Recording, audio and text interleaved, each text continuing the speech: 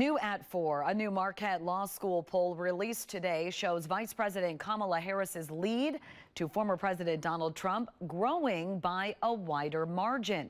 Now, the survey was taken back August 29th through September 5th, more than a week before last night's presidential debate.